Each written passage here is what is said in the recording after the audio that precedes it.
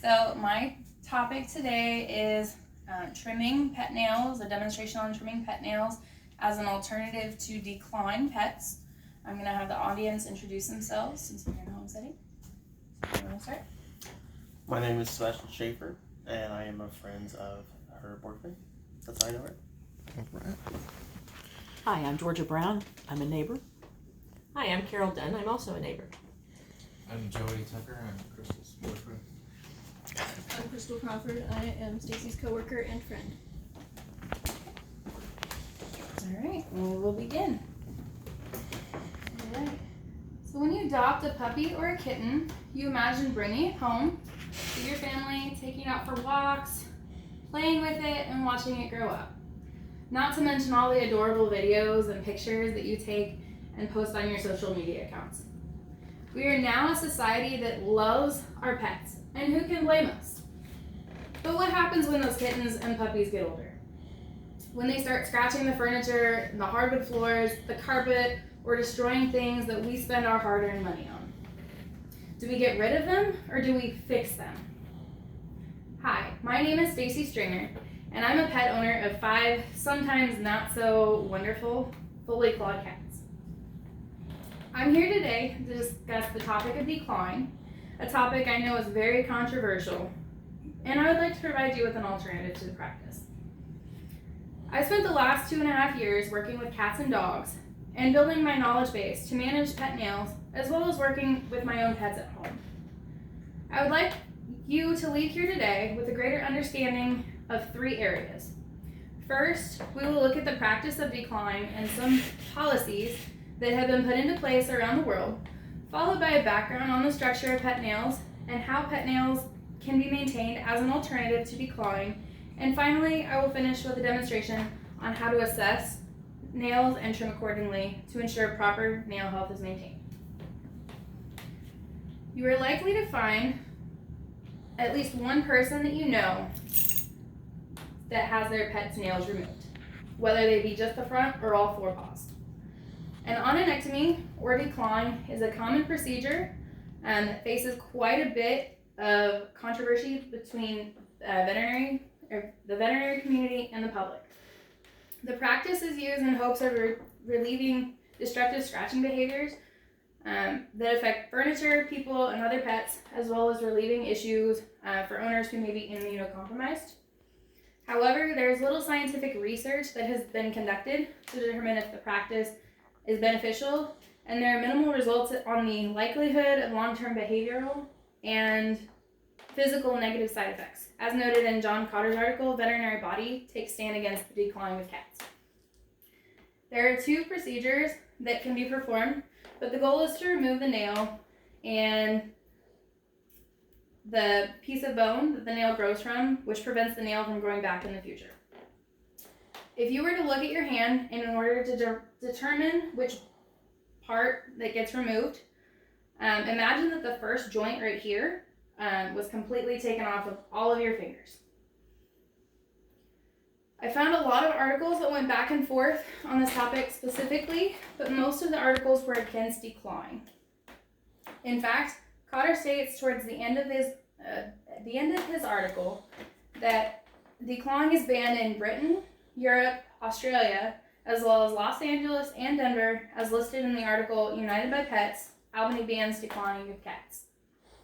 The states of California, New Jersey, and Massachusetts are considering bans, and New York State just passed a ban on June 5th of this year as well.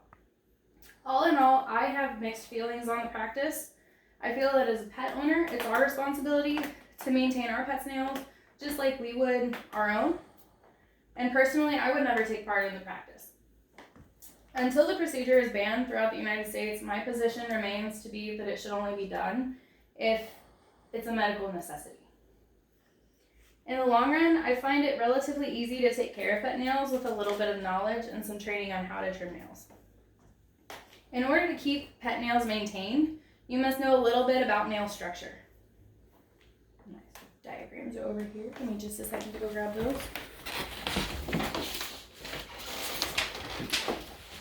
Okay. So this is the diagram that I'm showing you for the nails. There cat nails are usually light in color.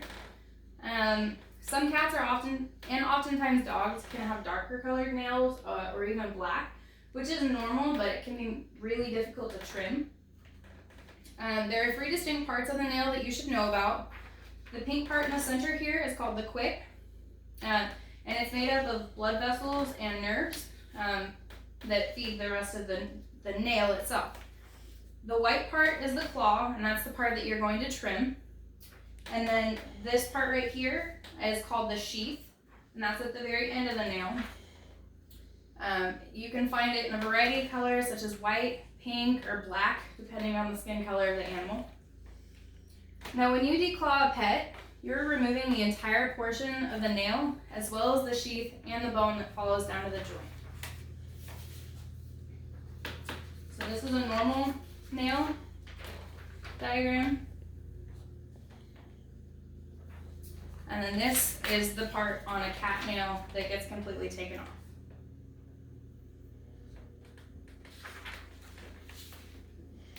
If you are looking for an alternative to this procedure, there are quite a few options available that can help.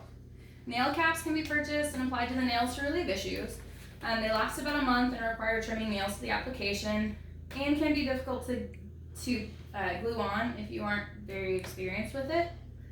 Providing more scratching posts and training pets to avoid scratching, as well as double-sided tape, can also help minimize scratching on furniture. These items should be checked regularly and replaced when needed. Ideally, any of these alternative methods should be used with nail trimming to keep pet nails short, as well as promote pet nail health by allowing them to safely grow their nails over time. So how do I know when it's time to trim my pet's nails? Well, the most obvious answer is when their nails are getting very long. If you want to keep them short, it's ideal to trim them once or twice a week for cats, once a week or every 2 weeks for cats. I've trimmed over 700,000 nails through my job, and my personal preference is to do it weekly to avoid sharp nails. However, dogs wear their nails down on pavement, so it can be hard to tell when to trim them. Every 4 to 6 weeks is a good option for dog nail trims based on recommendations from the vet clinic I worked at. There are some differences in how to trim cat and dog nails as well.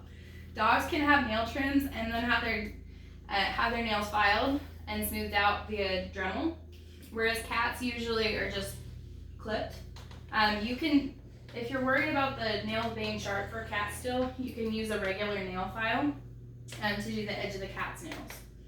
There are several types of nail trimmers, the scissor style, the guillotine style, and the human nail clippers. I prefer the scissor style, and you guys have the scissor style right over here. So this is my preferred method, but I've used the guillotine style before. Another issue you may run into is when pets don't like having their nails done. There are some handling techniques that you can do to allow for control of the pet, but you should try to get the pet used to you touching their feet with training over time. And this makes them comfortable and will be beneficial for you in the future. The page drsophiayin.com has some great training videos and different handling techniques for multiple different situations, including difficult cats, dog nail trimming, many others. So you're finally ready to trim nails.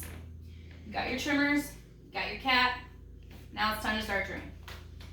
You should hold your trimmers like a pair of scissors and then get your animal in position. I'm going to ask an audience member to hold the cat in order to make it easier for me to demonstrate. Any volunteers? Crystal? Okay. Let's do Milo right here. So I want you to hold him across your arm, supporting most of your weight on his arm, or his weight on your arm, and then, yep, just like so. And then your arm on his chest. And then I'm going to touch all of his feet.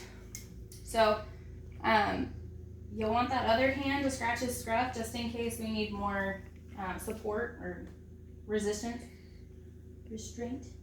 So I'm going to take the trimmers and I'm going to trim his first toe with this thing a little bit difficult. Just like so. It's important whenever you're trimming nails that you trim perpendicular instead of parallel. Parallel will, it could potentially crack the nails. cause more bleeding. And then Washington State University has a great page called Clipping a Cat's Claws that gives the information on cat nail trimming that I'm demonstrating now. They also state that you'll want to make sure to trim the cat nails about 2 millimeters from the quick in order to maintain the short nails and prevent from quicking them. So make sure you're repeating this process no more than 2 weeks later in order to keep the nail short.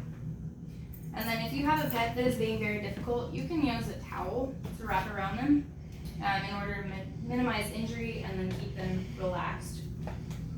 Ultimately, take it slow and make sure that the pet is comfortable. If you can only get 2 nails at a time, it's better than nothing at all. Well, it's been quite a demonstration today. We've discussed the practice of declawing and some legislation around the world that has called for the banning of the practice. Ultimately, it's essential to understand how the nail structure is made up in order to enable us to manage the pet's nail health. We can manage this through alternative methods such as nail trimming, and I have taken you through a demonstration on how to properly maintain or how to properly trim pet nails for your reference in the future. If you end up having trouble trying to conduct nail trims, the important aspects to remember are to take it slowly at first, make the pets comfortable, and don't cut too much. In the long run, our pets want a pedicure now and then, just like we do, and it's important to give them the royal treatment.